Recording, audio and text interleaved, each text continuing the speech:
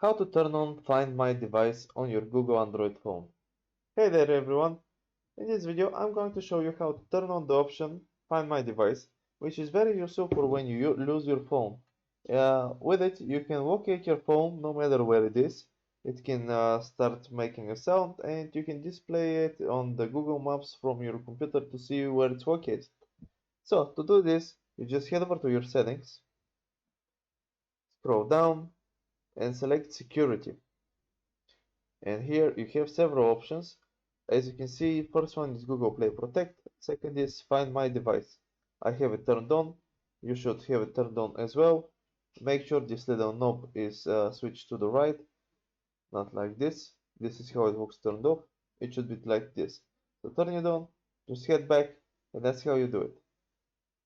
Keep your phone safe, have a good time. If this helped, leave a like and subscribe, and see you next time.